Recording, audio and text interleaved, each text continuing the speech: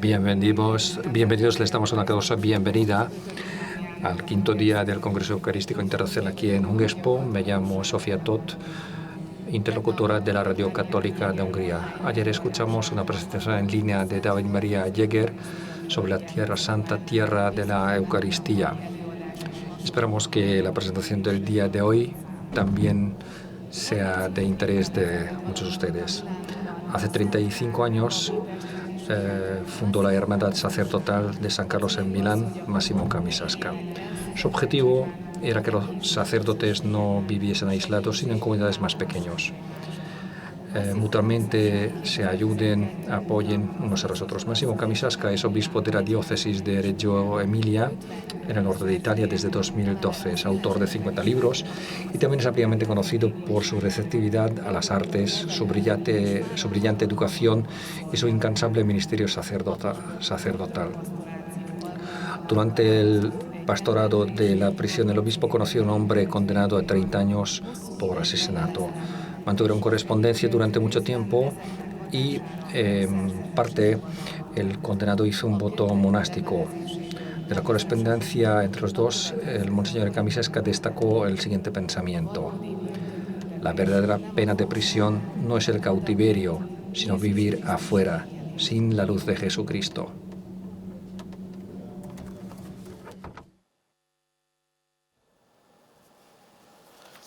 Buon pomeriggio a tutti. Buenas tardes a todos. Soy el obispo de una diócesis de Emilia-Romagna, de Reggio Emilia, que se encuentra en Italia del Norte, que está cerca de la ciudad de Bolonia. Quizá algunos de vosotros ya hayáis oído el nombre de esta ciudad. Bueno, pues esta es una región en la cual se encuentra Bolonia. Bolonia es la capital de la provincia, de la región,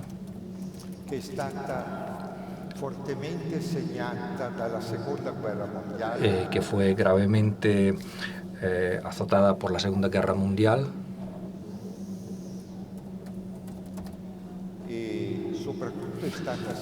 Y sobre todo por la guerra civil que desencadenó en Italia del 43 hasta el 46 en Italia. 3 años de guerra civil, 3 años de lucha contra los alemanes y la República Social Fascista. Y sobre todo 3 años de muerte y de destrucción.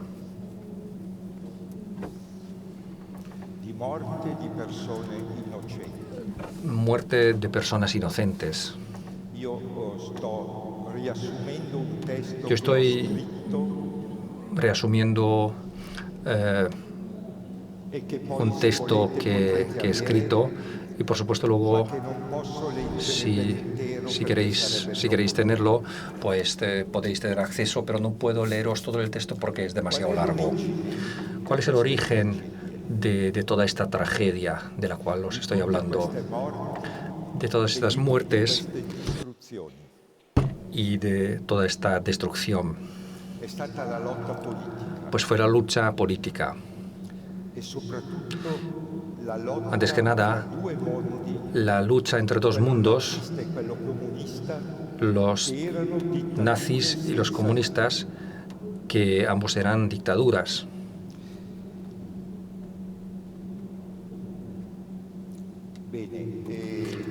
Bueno, uno de mis predecesores, el Monseñor Socche, que era obispo al final de la Segunda Guerra Mundial, dijo que estas dictaduras no solamente eran ateas, pero también eran dictaduras contra el Dios, contra Dios, un ateísmo activo. que quería luchar contra Dios, contra la Iglesia y los sacerdotes. Esa es la razón histórica del martirio de los sacerdotes de nuestra región y en toda Italia.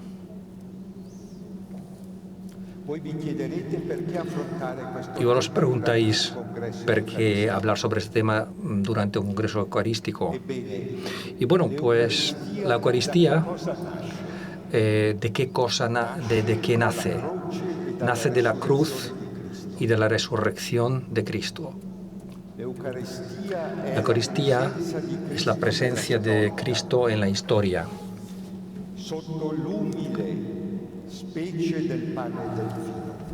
En la forma humilde del pan y el vino.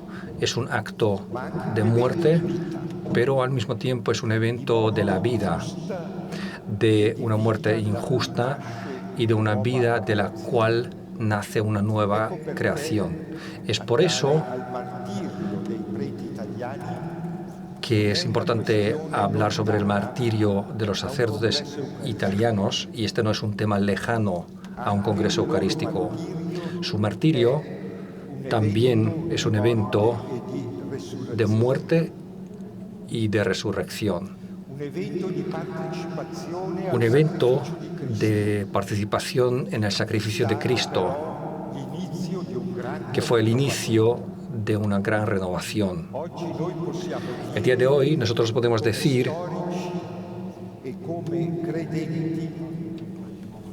como fieles, como creyentes,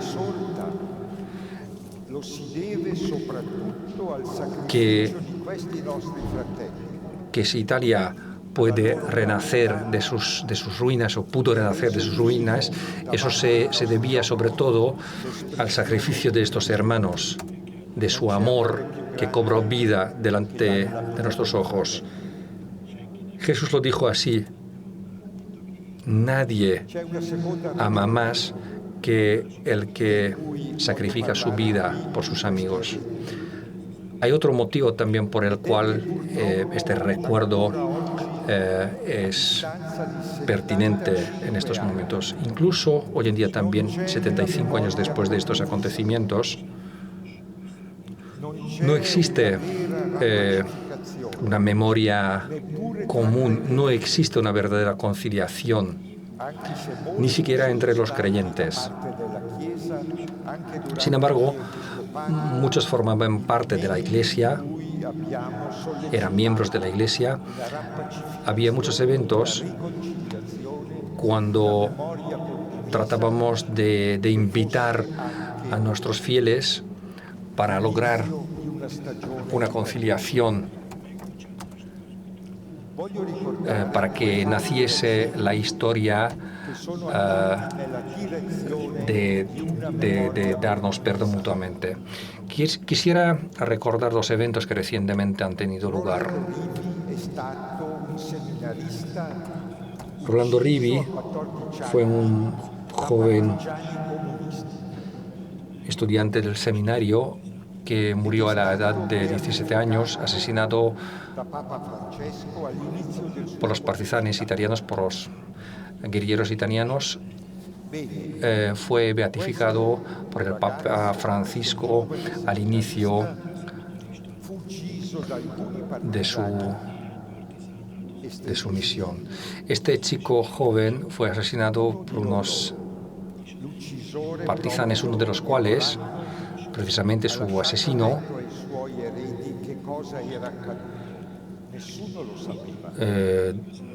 dijo lo que había ocurrido en realidad. Eso es lo que dejó como legado a sus herederos. La hija de este asesino acudió a la iglesia donde reposan los restos de este joven, al enterarse de que precisamente fue su padre quien había cometido ese asesinato. Y efectivamente fue una historia de conversión.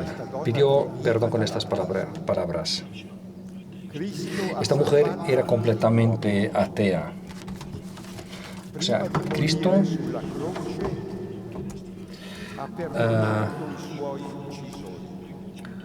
Cristo, con su último aliento antes de morir en la cruz, perdonó a sus asesinos.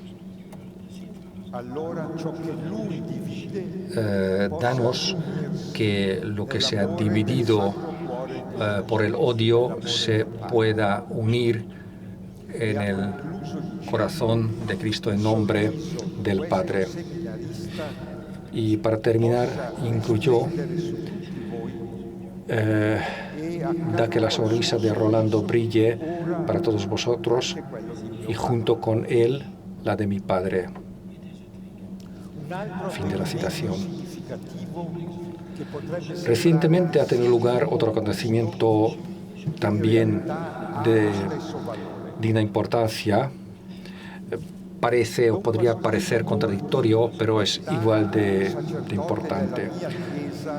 Don Pasquino Borghi, quien fue sacerdote de mi iglesia, fue fusilado junto con otros 8 partisanos en el campo de tiro de Reggio di Emilia el 30 de enero de 1944. Su asesino tenía 17 años a esa edad, a ese momento. Don Pasquino escribió inmediatamente a la madre de ese hijo, a la madre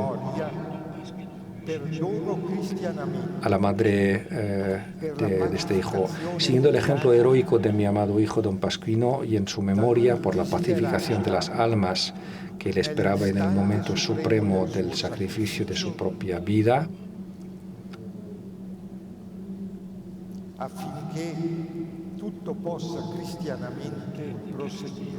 perdono como buen cristiano al autor efectivo, una persona que ejecutó esta sentencia injusta. Ese chico en aquel entonces tenía 9 años y él escribió estas palabras. Yo, Sergio, que entonces tenía 15 años,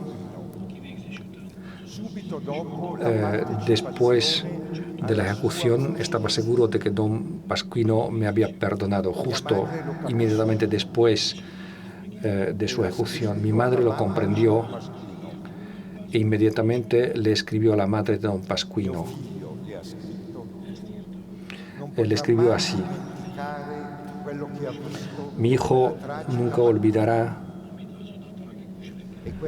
lo que vio en aquella trágica mañana, y ese recuerdo le incentivará siempre, llevará siempre el deseo de hacer el bien en cada acción de su vida. El mismo asesino a mí me escribió así: a partir de ese momento traté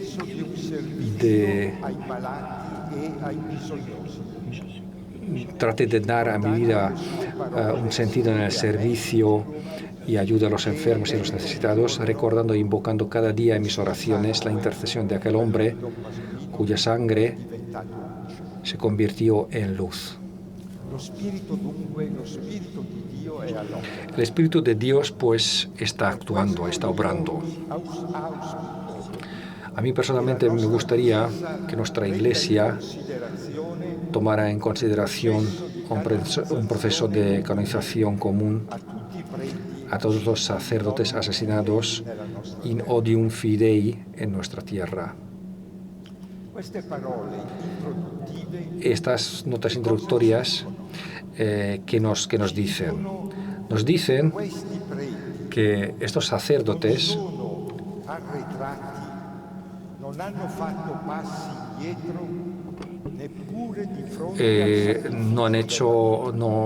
no dieron paso atrás, ni siquiera a costo de sacrificar sus vidas.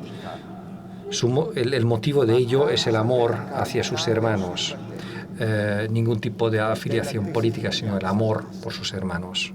riconosciuto come Signore della storia. Es un testimonio sobre Cristo que se conoce como el Señor de la historia. Incluso hoy en día, 75 años después de los hechos, es difícil saber exactamente, con precisión, cuántos sacerdotes fueron asesinados tanto en Emilia-Romagna, en mi diócesis, y cuántos en Italia, porque los casos eran muy diferentes. Algunos murieron después de algún tiempo debido a las heridas y porque de algunos pues, se han perdido los recuerdos, los documentos. El hecho es que las cifras, por imprecisas que sean, son impresionantes.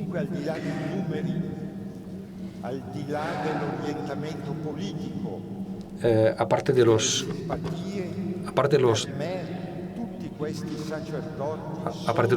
números asesinados por su afiliación política, todos estos sacerdotes son para mí testigos del amor. Siempre eran dispuestos a entregar su vida para salvar a otras vidas, porque estaban convencidos de que la paz no se puede lograrla mediante la guerra, tan solo sacrificando sus vidas. En un principio, su asesinato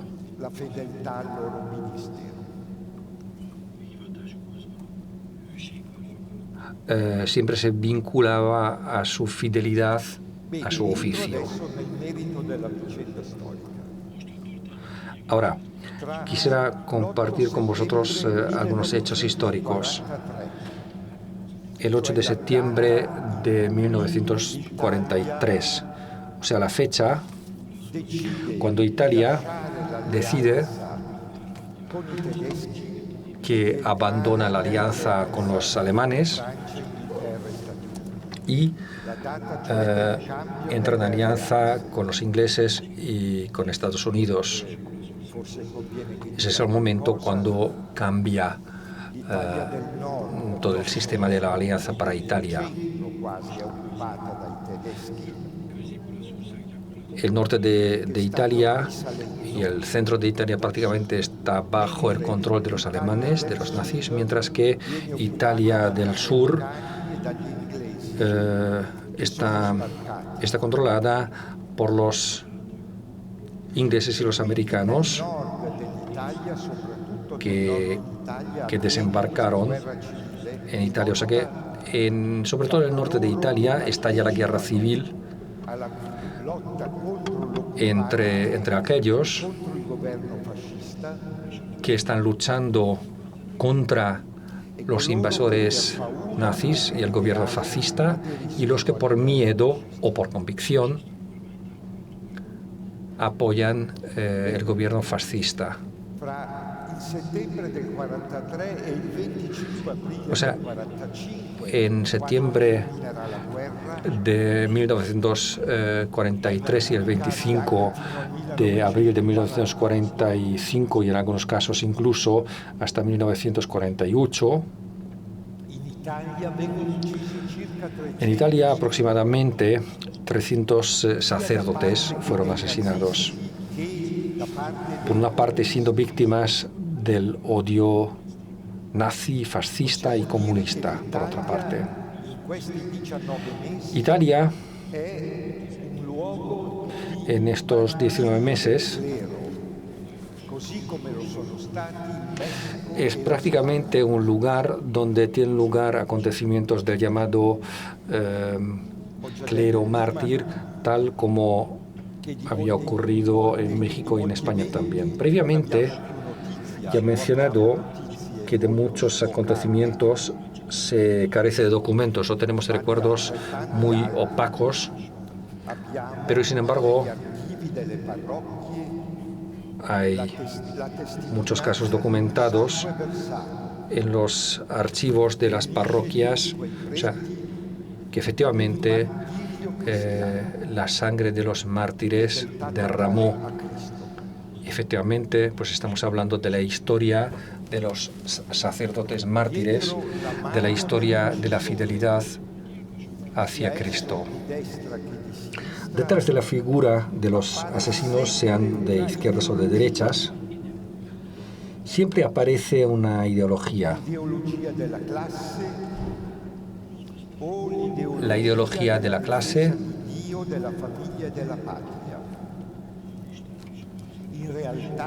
o la ideología de proteger Dios y la patria.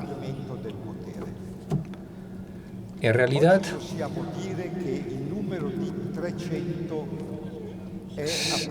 siempre estamos hablando de ideologías enrevesadas. Este número de 300 sacerdotes asesinados es un número aproximadamente adecuado, pero siempre se descubren más y más personas asesinadas.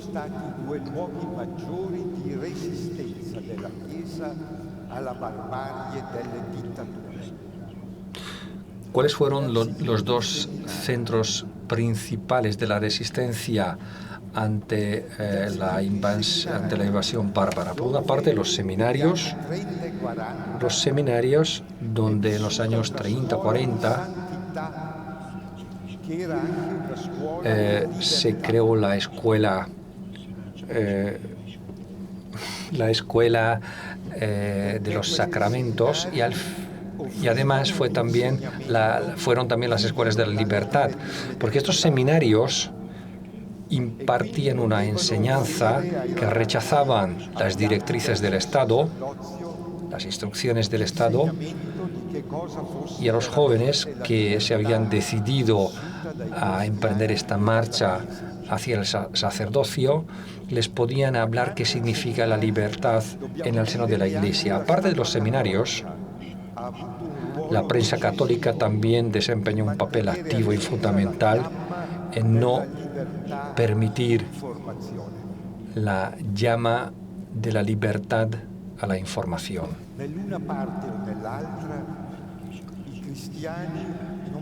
En ambos lados, los cristianos no querían imponerse sobre los demás, sino querían luchar por la libertad de todos.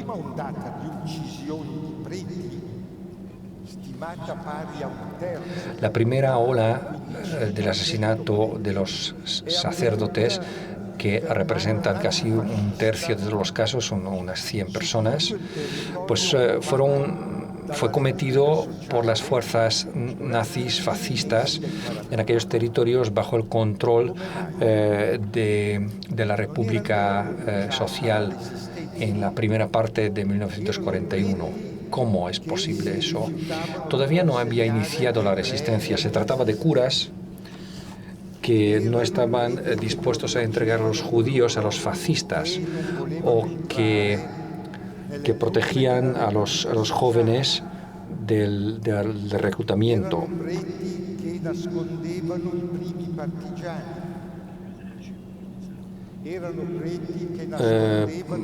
Personas que protegían a los primeros partisanos. Eran sacerdotes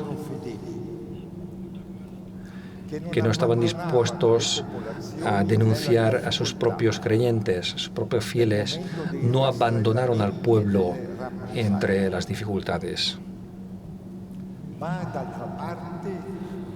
Cuando tuvieron inicio las represalias masivas, fue la primera ola de los sacerdotes perseguidos por los nazis, por los fascistas. Después, sobre todo a partir de 1945, aparecen los partisanos comunistas que querían hacerse de toda la resistencia contra contra los nazis, los fascistas, y son un ala radicalmente antifascista, atea. Querían ganar contra el fascismo al mismo tiempo propagando el ateísmo. Luchaban contra la fe cristiana tal como lo habían aprendido en la Unión Soviética. De ello provienen los asesinatos contra los enemigos o los antípodas políticos, y los atentados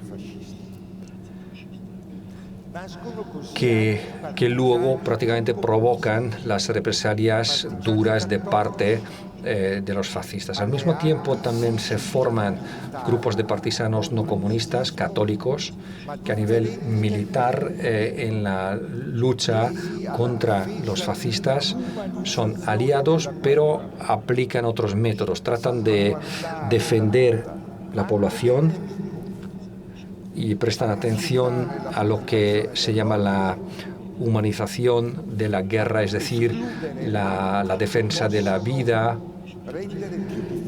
rechazo del odio y la evasión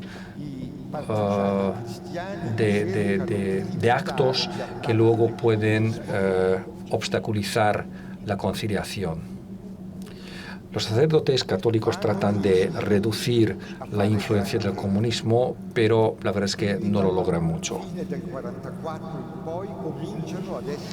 Desde finales de 1944, los sacerdotes también son víctimas de los comunistas. Quiero decir que había muchos laicos que se murieron, sobre todo los miembros de la Acción Católica. Había muchos mártires.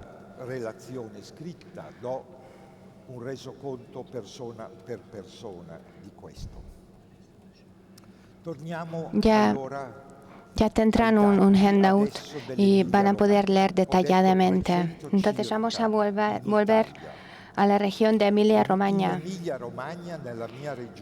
Había sacerdotes asesinados, más o menos 300 personas.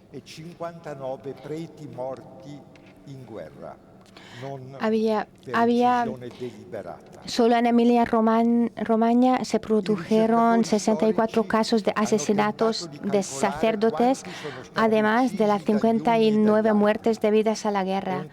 Varios investigadores han intentado calcular cuántos fueron asesinados por los nazifascistas, soldados alemanes o soldados de la República Italiana.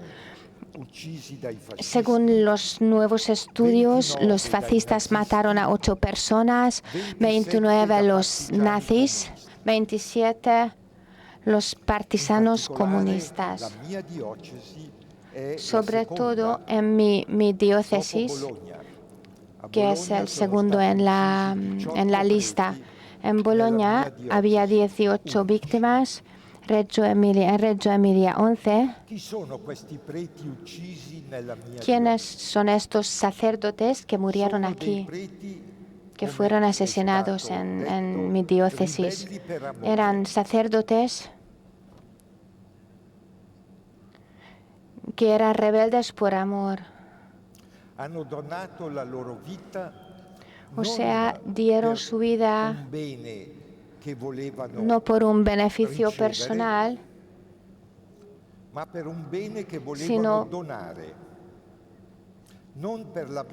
por la victoria, o tampoco no querían entregar su vida por algo personal, no querían por beneficio propio, querían entregar su vida por la victoria, sino por la libertad, por el bien de todos, incluidos los que se declaraban sus enemigos. La Iglesia italiana recordó inmediatamente de sus sacerdotes en 1945.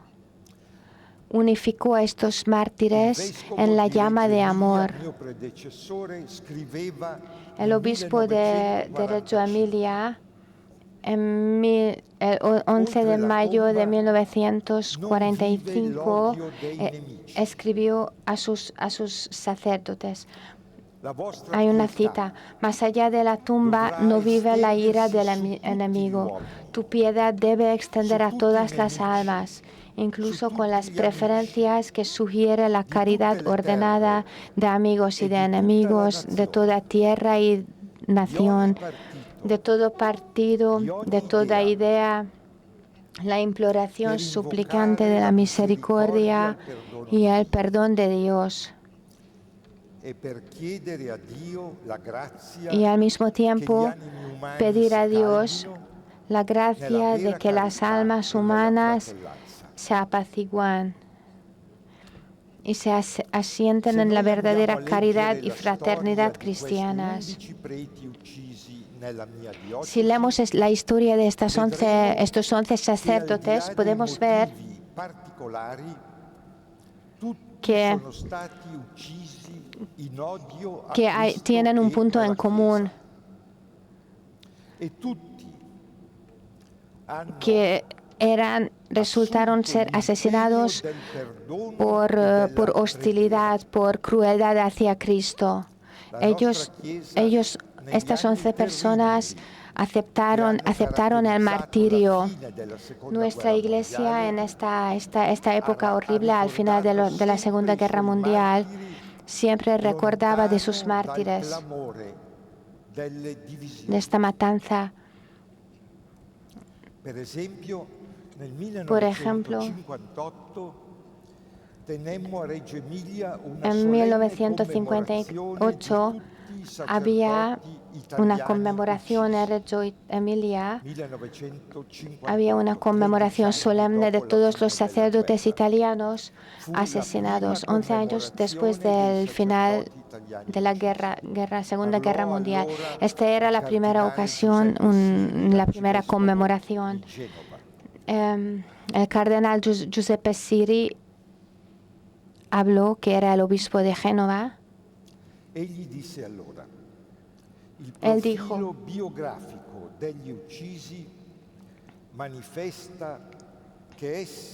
la vida de los sacerdotes asesinados muestra que Jesucristo, que seguían a Jesucristo.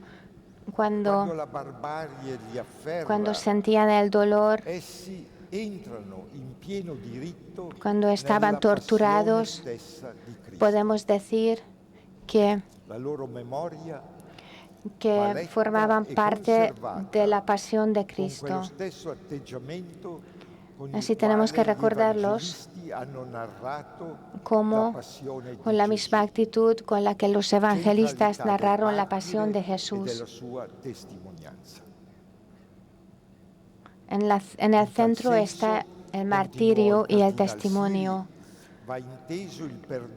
Relegando la memoria del asesino a la parte de la historia que sirve para documentar el martirio e invocando sobre él la salvación merecida por la sangre del mártir, sin reclamar nunca el mea culpa público. Quisiera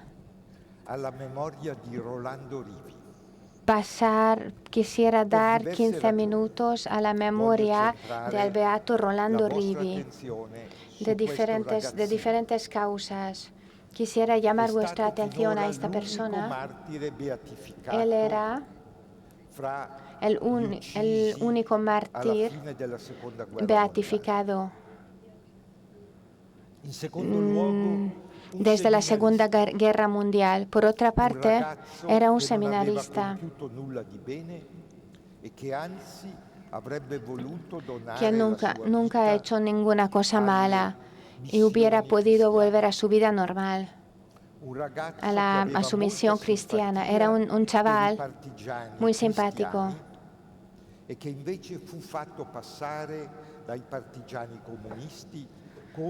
y se acercaba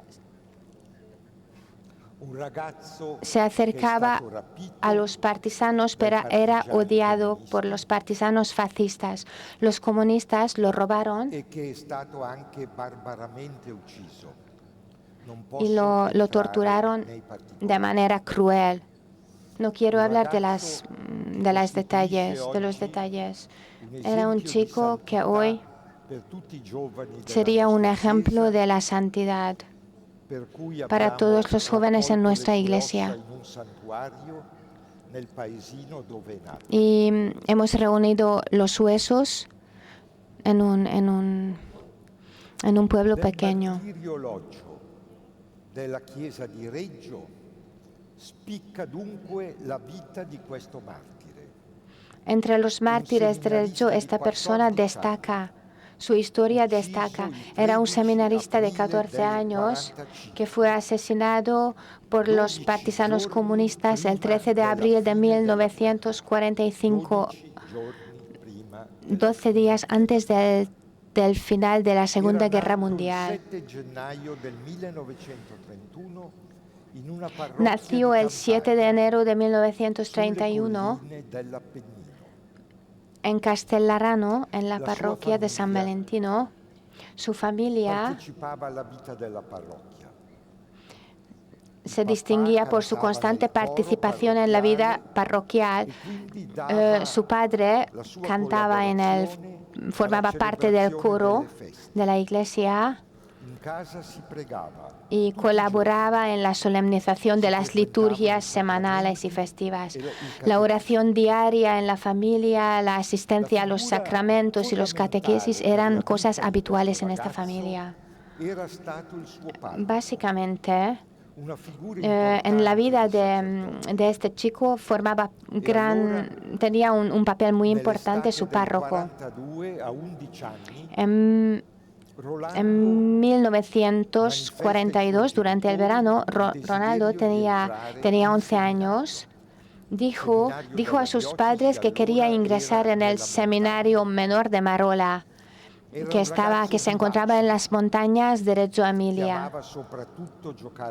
Era un chico vivaz, le gustaba jugar al fútbol, era muy inteligente, era muy vivo en la imaginación y sabía que era especial, o sea, tenía conciencia de que era especial. Incluso era un genio un poco extraño. Y que esto no era muy apreciado por los otros. Y además venía del campo, o sea, no era un chico de la ciudad. Estaba sufriendo cuando tenía problemas con el latín, cuando tenía que estudiar en la escuela. Incluso suspendía en la escuela del latín.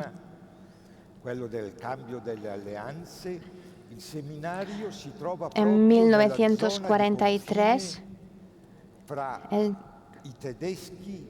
el seminario estaba entre los alemanes y los fascistas. Y evidentemente estaba en una situación de guerra. Los seminaristas estaban muy nerviosos. No sabían lo que pasaba. Pasaban los meses y después deciden que iban a enviar a casa a los seminaristas. Eso fue en 1944, en el mes de abril.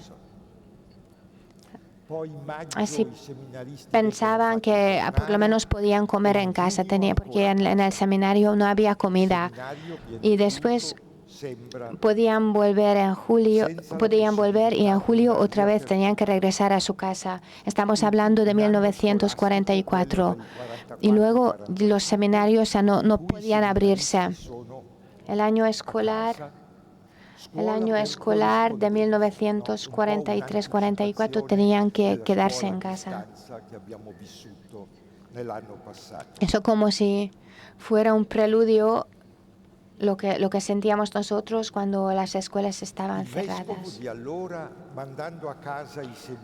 El obispo de aquel entonces, cuando envió a los chavales a casa, escribió en una carta: amad a Jesucristo hasta vuestro último aliento.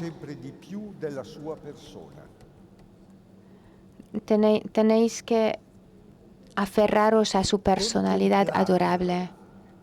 fino Pensad quasi a conoscerlo a memoria, sobre fino ad Jesucristo. assimilarvi a Lui. Contempladlo obstinadamente hasta que lo conozcáis de memoria, o mejor aún, hasta que os asimiléis a Él. Portate l'abito talare. Questo è un dato che voglio sottolineare Tenéis perché non que sarà utilizar secondario nella vicenda di Rolando. el reverendo. L'insulto che vi fa Eso será un soffrire problema. sarà per voi Eso será un onore. problema para el mundo, pero tenéis que vestiros de sacerdotes. Attraverso Eso será l'abito che portate, una posibilidad de glorificación para vosotros. prende luce la Vuestra modestia, ropa la será bontà, vista la fortezza, por la gente y vais a l'uso e il lucir. segno. Vais a lucir la fuerza de Cristo. Seréis señales de Cristo. Rolando va a casa dunque. Rolando Si se fa fue un a programma casa di vita. y comienza una fedeltà allo nueva, tiene un studio, nuevo programa de vida. la fedeltà alla preghiera Voy a quotidiana, estudiar, la partecipazione alla me vita quedo della en la parrocchia. fe Soprattutto è y orgoglioso del suo participaré abito talare. en la vida parroquial y Rolando non llevará era un bigotto, sappiamo, la ropa era un sacerdotal. ragazzo vivace, No che era, amava no era, giocare, un ragazzo estroverso. no era así Ma voleva portare un l'abito católico modelo, perché era diceva, abierto, "Io sono di Cristo". era abierto al mundo, Questa è pero l'unica utilizaba frase, la tra ropa l'altro, sacerdotal che porque abbiamo decía que sicuramente di quiero que el Rolando. mundo viera que yo Io pertenecía a sono di Cristo. Yo soy de Cristo, es la única frase que conservamos de Él. Es la frase que era seguramente de Él. Podemos resumir su vida y su mansedumbre en esta frase. Yo soy de Cristo, formo parte de Cristo. Y la ropa es la señal de esto. Che prima del martirio, immediatamente prima del martirio, Antes de su muerte, gli antes sarà de su tolto martirio, l'abito, sarà le quitan appallottolato per farne le quitan un el pallone hábito, da calcio lo e machacan verrà y lo convierten en una usato pelota come de fútbol. pallone fra i partigiani prima che Y Rolando venga comienzan a ucciso. jugar con su hábito antes de su Porta muerte. continuità nell'abito, lo porta anche nel gioco, nella partecipazione alla liturgia e nella preghiera. Llevaba constantemente el hábito. O sea, Rolando se caracterizaba por utilizar este hábito, rezar siempre. O sea, en casa era un niño perfecto. ¿Cuál era la casa, la patria para Rolando? Las personas, los sentimientos, la paz, la fraternidad, la cultura cristiana basada en los mandamientos de Jesús significaban o señalaban para él la vida. Era muy apreciado por los católicos.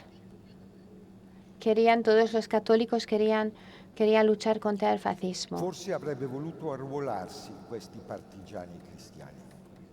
E tutto questo Él mismo hubiera querido luchar con los partisanos cristianos. Pero algunos comunistas radicales extremistas lo han escuchado.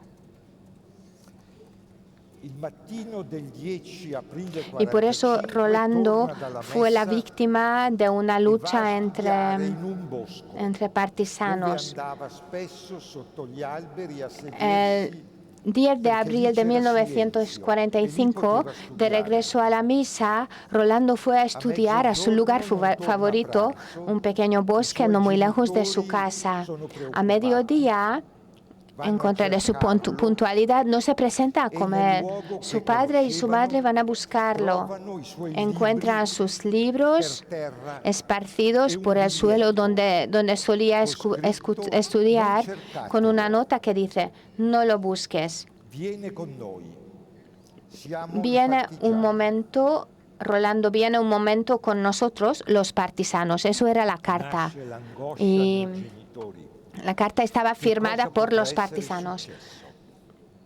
A partir de ahora, todo se convirtió en horas y días de angustia. Rolando fue recogido por los partisanos de una formación comunista extremista y lo llevaron a unos 25 kilómetros de distancia en los Apeninos, encerrado en una casa de campo y sometido a rabios interrogatorios y torturas. Luego, al día siguiente, lo conducen, lo llevan a un bosque y lo matan con un disparo, o sea, lo matan con 2 disparos y lo enterraron bajo tierra y las hojas secas. El párroco y los padres comienzan a buscarlo, encuentran al asesino que les dice que tenía que matarlo porque había confesado que era un espía. El juicio penal que tuvo lugar en Lucca en 1951, en segunda instancia en Florencia, estableció que había sido asesinado por odio abierto al hábito que llevaba, enrollado en una bola y pateado, y a todo lo que significaba la fe en Cristo, el sacerdocio, la Iglesia, la civilización cristiana. Molto famoso, Don Primo Mazzolari, un sacerdote, Don Primo Mazzolani, escribió sobre él. Era un niño Cristo con la sombra de la cruz sobre sus delicados hombros. Es atroz, tan atroz como el espectáculo de la inmolación diaria que nuestro mundo pide a los inocentes. El 5 de octubre 2013, el 5 de octubre de 2013, el Papa Francisco lo ha proclamado beato. Espero que él solo es la única persona. Espero que sea solo la única persona entre los mártires. Quisiera concluir lo que os quería contar. Si queréis preguntarme, podéis preguntar o podéis decir expresar vuestra opinión. ¿Qué quiere decir Dios a nuestras iglesias a través del martirio de Roldán y de los sacerdotes asesinados? ¿Quiénes son estos mártires? Concluyendo, puedo decir, ellos son testigos de la resurrección. Porque aceptaron el martirio, porque no tenían miedo. Sabían que su vida no termina con el martirio, sino es el comienzo de una nueva vida que es más luciente. Sin resurrección, el martirio es una locura, es una contradicción. Sería el odio a la vida. Si hay resurrección, entonces el martirio es la fuente de la esperanza. A través de estos sacerdotes mártires, Dios nos quiere presentar la victoria de nuestra fe. Nuestra fe es muy visible porque en los ojos del mundo esta fe nos puede dar la esperanza a través de la muerte y puede darnos amor, puede darnos la paz. Lasciamo dunque cadere ogni pensiero di odio, di rivendicazione. Tenemos que dejar todo el odio, toda la rivalidad, toda superioridad injusta. Tenemos que entrar en el perdón, en la experiencia, en el ejercicio de la humildad que engrandece al hombre y le permite dar frutos duraderos para el tiempo y para la eternidad. Tenemos que entremos en esta lógica de la reconciliación. El perdón no es contra nadie. No va a eliminar la diferencia entre el bien y el mal, sino nos permitirá entrar en una dimensión mayor de nuestra vida terrenal, en la que podemos superar las angustias, las laceraciones. Podemos entrar en la paz y en la serenidad. A través de estos mártires podemos ver cuál es el sentido más profundo del sacerdocio. El sacerdote es único con el Cristo. Por eso puede entregar su vida por el pueblo. Si nosotros, los sacerdotes, decimos, este es mi cuerpo, este es mi sangre, entonces tenemos que ser capaces de entregar nuestras vidas. Tenemos que vivir de manera que nuestra vida forme parte de la muerte y de la resurrección de Cristo, porque Cristo vivió por nosotros y nosotros tenemos que vivir por Él y por nuestros hermanos. Gracias.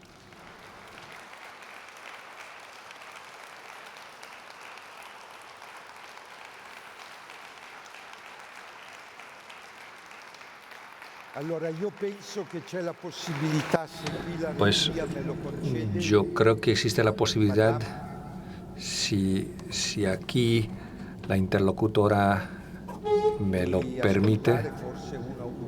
Señora, no sé si tenemos la posibilidad de formular unas cuantas preguntas, si es que las hay, o no es posible.